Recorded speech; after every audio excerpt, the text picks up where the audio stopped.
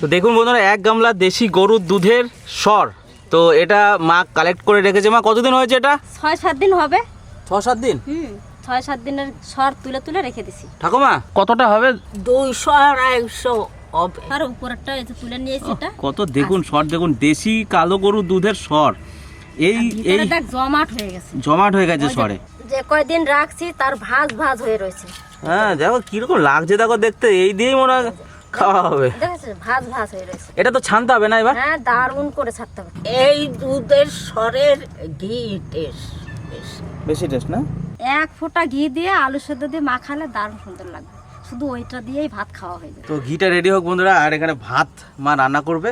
ওই ঘি দিয়ে ভাত দিয়ে খাবো আজকে, খেয়ে দেখবো কতটা টেস্ট হয়েছে। তো বাড়িতে বানানো ঘিয়ের স্বাদ কিন্তু সবসময় বেটার হয়। আমাদের বাড়িতে অনেকবার বানিয়েছে, তো যতবারই বানিয়েছে ততবারই বন্ধুরা দারুণ টেস্ট হয়েছে। তো আজকে প্রপারভাবে আপনাদের দেখাবো যে বাড়ির গরুর দুধের সরের ঘি কীভাবে মা তৈরি করে বাড়িতে। আমাদের বাড়িতে সবসময় ঘি মা ঠাকুমা তৈরি করে।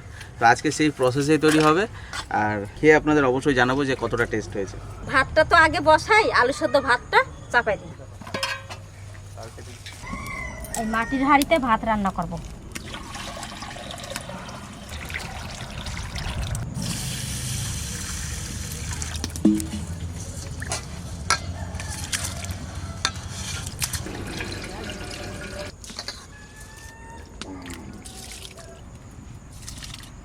কাজল তো আলু সেদ্ধ ভাত খেতে ভালোবাসে।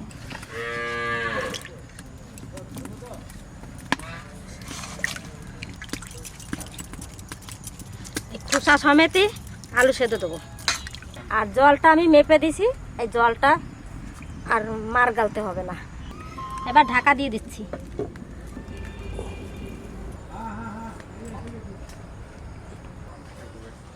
এই দেখেন গরুর দুধ একদম খাঁটি। আমাদের এই 2 কেজি 2.5 কেজি করে দুধ হয়, তাহলে রোজ সর তুললে অনেকটা সর হয়। 1 সপ্তাহ সর দিয়ে অনেকটা ঘি হয়ে যাবে। এই দেখেন নিয়ে যাচ্ছি।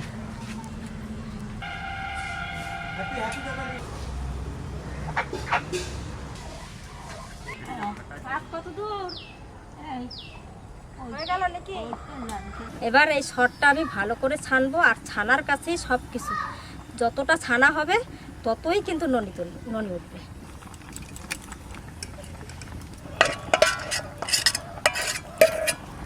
এই দেখেন সর এবার মাখাবো ভালো করে, এবার মিহি হয়ে যাবে। এটা তো দলা দলা আছে, এই দলাটা থাকবে না।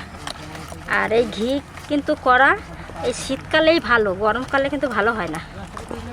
যত শীত পড়বে ততই ননি উঠবে। এটা প্রায় আধ ঘন্টা 1.25 ঘন্টা এরকম করে ছানতে হবে।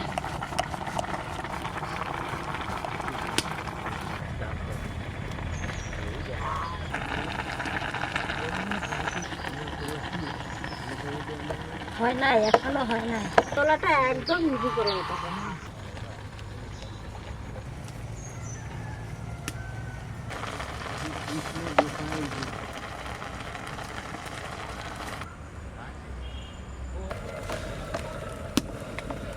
আমার সর ভালো করে ছানা হয়ে গেছে।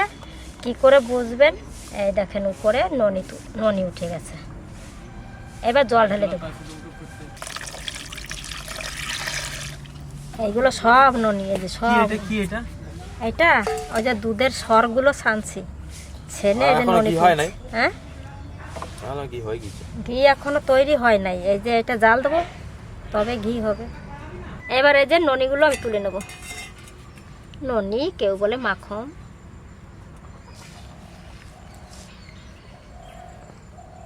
এক বাটিতে নিয়ে নিচ্ছে।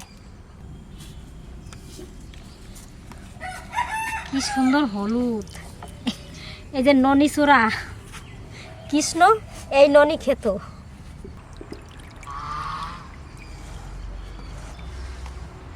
পুরোটাই কি সুন্দর লাগছে একবারে।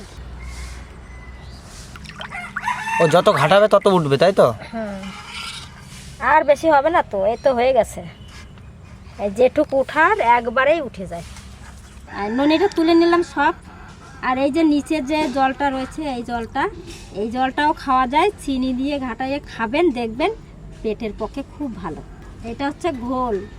এই যে ঘোলানো জলটা এর নাম হচ্ছে ঘোল। আর এই যে আমি ননিটা তুলে নিয়েছি, এবার এইটা আমি জাল দেবো, কড়াইতে নিয়ে নেব। এই দেখেন ননিটা এবার নিয়ে নিচ্ছি। এইটা হবে আসল ঘি।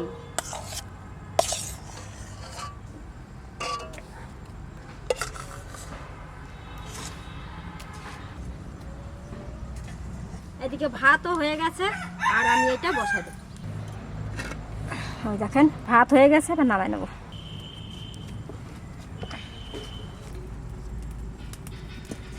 দলা হয়েছিল, এই দেখেন গরম পেয়ে গলতে শুরু করে দিয়েছে।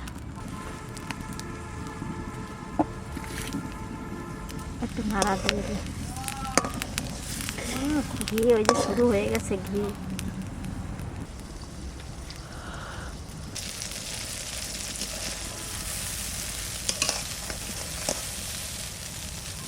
কতখানি হয়ে গেছে, 200-250 ঘির কথা বলেছি, ঠিক ততটাই হবে।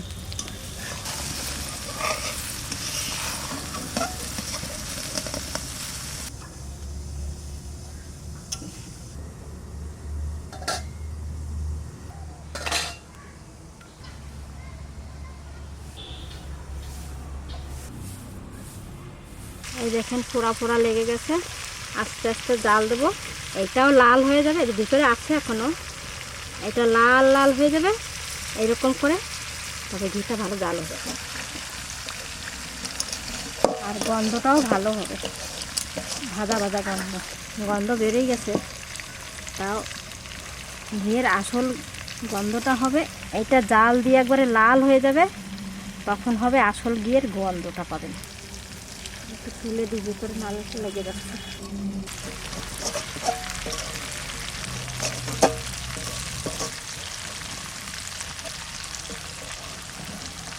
আমাদের ঘি তৈরি, এবার নামাই নেব। হ্যাঁ 200 ঘি হয়ে গেছে, 200 থেকে একটু বেশিও হতে পারে। 250 হবে, 250 হয়ে যাবে না? টাটকা ঘিয়ের গন্ধ বেরোয় গেছে রাজা, দারুণ সুন্দর গন্ধ। আর ওইটাই দেখেন কালো কালো হয়ে গেছে, ওইটা কালো হতে হবে, তবে ঘিটাই ভালো জাল হবে। দেখেন গন্ধটা দারুণ সুন্দরও লাগছে, আর কালো কালো হয়ে গেছে এটা। এবার ঘিটা আমি ছেঁকে নেব, ঢেলে নেব।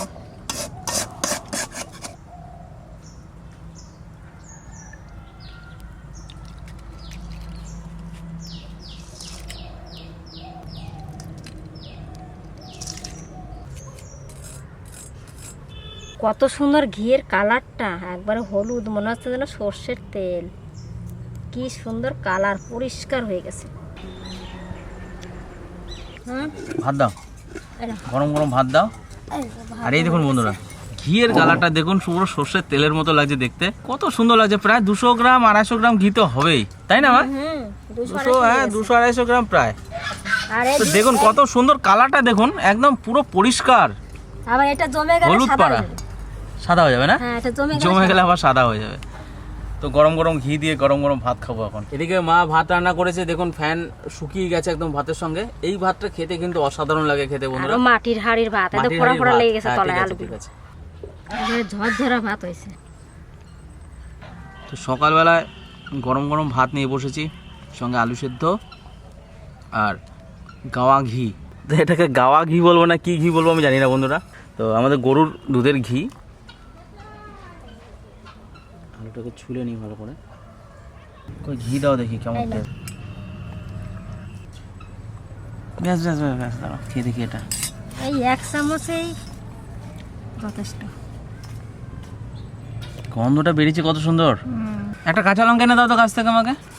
খুদে লঙ্কা খাবি না এমনি মোটা লঙ্কা নিসবো? মোটা।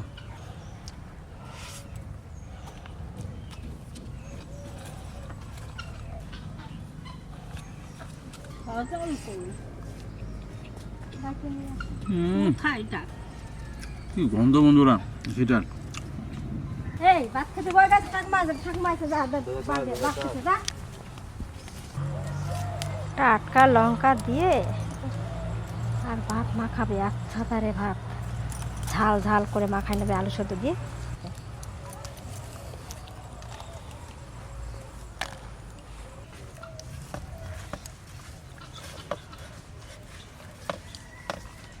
ঠাকুমা 1 চামচ ঘি দাও না। এই যে লঙ্কা, ব্যাস ব্যাস ব্যাস, আনা।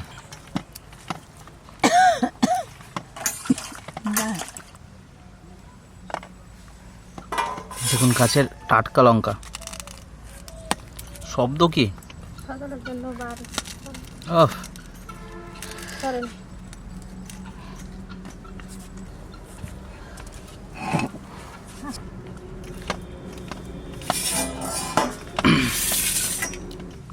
তো কাঁচা লঙ্কা ঘি দিয়ে ভাতটা মাখিয়েছি।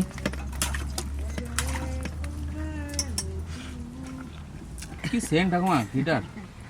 ভালো হবে না, ঘরের ঘি বানানো।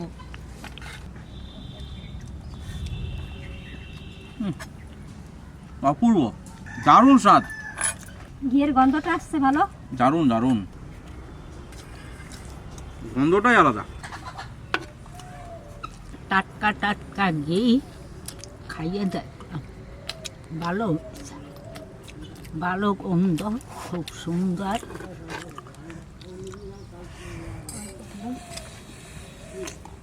আমিও কথা খেয়ে নিই।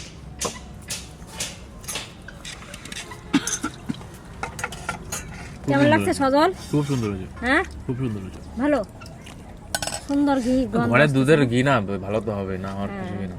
বাড়ির ঘির কথা আর কি কব, আপনারা যদি বাড়ি বানান তো বানাইয়ে খাইয়ে দেখবেন, ভালোই লাগবে, খুব সুন্দর গন্ধ। আপনারা ভালো থাকবেন, সুস্থ আর নতুন ঘি তো তাই দুধ দুধ গন্ধ বেরোচ্ছে। আর এই ঘির কি স্বাদ!